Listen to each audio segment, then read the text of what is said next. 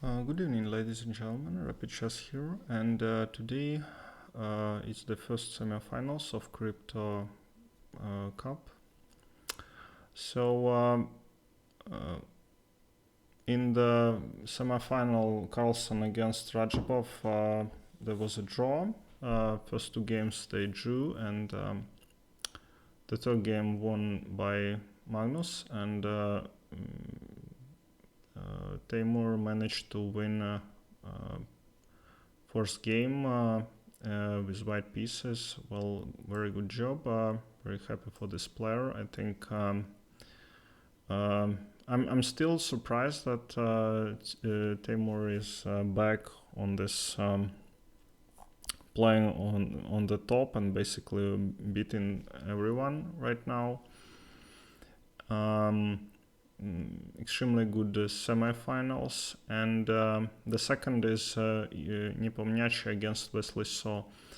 I also a little bit underestimated Wesley within last couple of years. I thought he's like being too boring, but seems like he made a big step forward, just like Yen did. So very nice that these players just qualify for the semifinals. So let's look at this game. Ian playing white, and he played one knight f3, which is ready opening. The game is quite long, so I will move fast. G3, knight f6, and d3. Well, this is this position comes from different move orders, very from Sicilian sometimes, from French defense as well. Just white kind of develops on the king side, and then they have this push on against the king, because with the e5 pawn,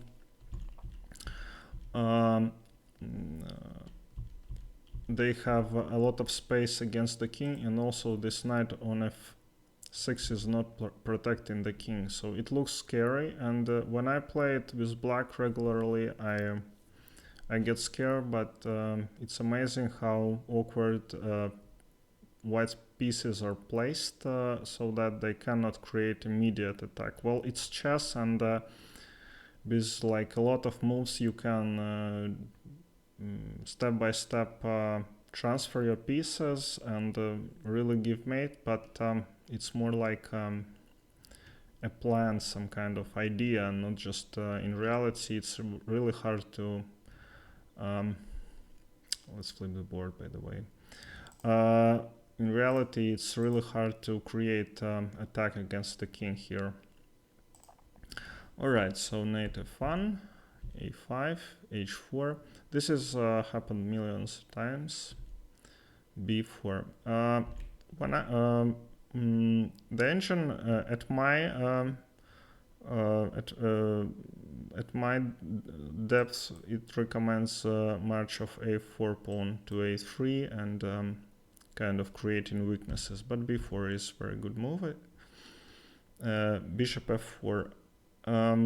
Again, black is pushing on this e5 pawn, and then they can go queen c7 and attack the pawn. So it's really a good place for your bishop.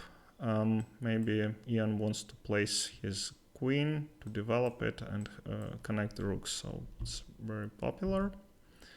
a3. I think Wesley succeeded because when you force white to play on this side of the board where you are attacking, then your counterplay is doing fine. Yeah.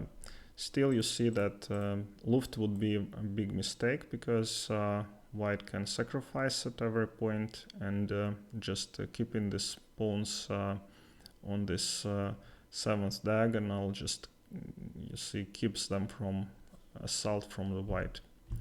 Takes. rook b8, taking the line, and knight to e3. Also cannot say that it's a big surprise, because there is standard maneuver to g4, for instance, yeah, and then start jumping with the king, with the knight, also h5, h6, this kind of play. And notice how Wesley So keeps his queen on d8, which kind of also involved more in defense. Bishop b7. Also this plan is with bishop to a6, attacking d3 with c4 later in the game, but even though this bishop is not playing right now, in many instances white, as in this game, will play c4 and open up this diagonal. And Ian plays c4. Knight b6. I like this move, so just a little bit too little space for black here, and they want to keep this tension in the center and play more in the center than try this kind of maneuvers, knight a5, knight b3, which are I think not that great at the moment. And Ian took. Yeah, it's the best move, but the position is equal. And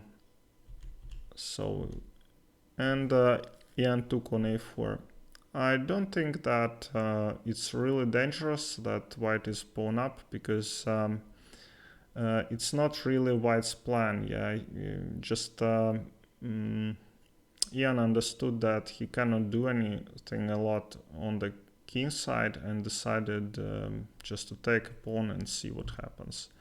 Knight c3 and queen a5.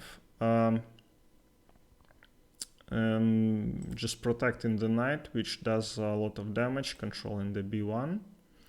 And also nice to develop the queen for your rook to join. Rook c1, knight to b5, and knight to c2. So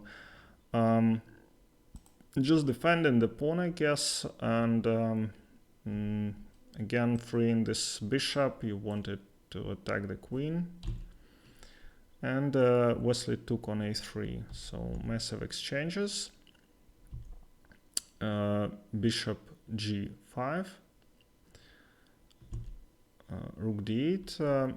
If you're a good player, then you will know that it's better to force your opponent to take your piece, and because he will lose a tempo on this, and taking would be, I think, yes, a quite serious mistake, because this knight here just ready to support the queen, and if you play h6, then it's knight e6, and if you take, then this combination comes forward, yeah, and white wins queen back with 2 extra pawns. So that wasn't the best decision. Rook d8, Ian exchanged, and he took another pawn. Well, this was the first game of their match, and previous 3 games were drawn. It shows how hard to, I mean, Wesley is excellent defense player as well, because Ian, I think, is more tactical player than Wesley, and very hard to outplay such excellent specialist in openings and stuff. So Wesley took on d3. I don't think that everyone was just I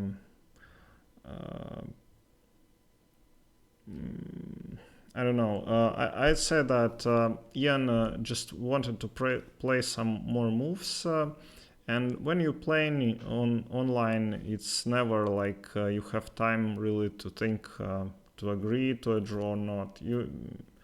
I don't think that someone has advantage in this position. Just when you have bishop, just you don't want to offer a draw. It kind of looks silly. And h5. The idea is maybe to play h6 at some point, yeah, and then create some back rank issues. And if black plays h6 themselves, then this bishop becomes a little bit stronger, because again back rank issues, because h7 pawn square is taken. So Wesley played g6 and king g2. Again, it's absolute draw, but given the result, Ian should have taken on g6. King g7, rook to h1, and knight g8. No one has anything. Just he takes this h6 square and just maneuvers with the knight back. Rook to c1, and Wesley took, which is the best move. The problem is that with this combination, black is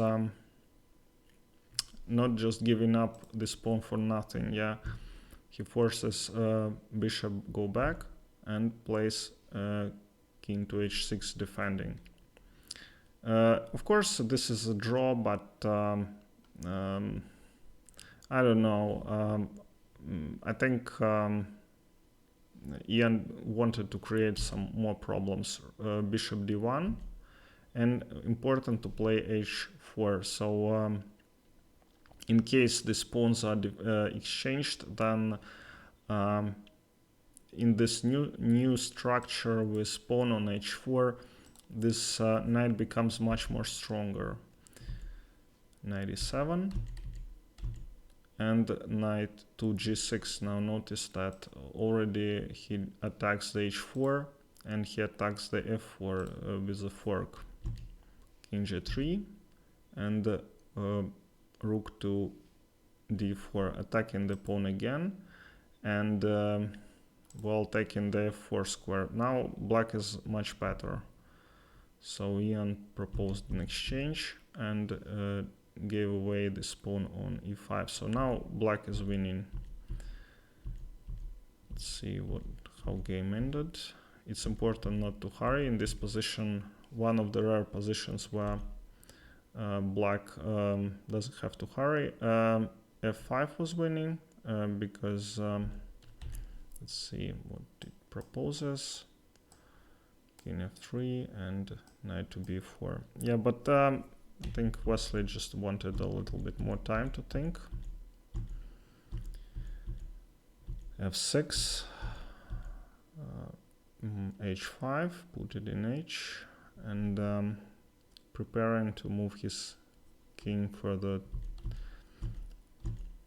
You cannot attack the knight obviously on g7, and so this pawn becomes protected. Knight f5, winning the pawn on h4. Check, check. Very nice move, mean move, knight to g7, not giving up anything. And bishop is trapped. So in this position, Ian resigned. All right, very nice win by Wesley So, and tomorrow is their second match. All right, thank you very much, and see you next time.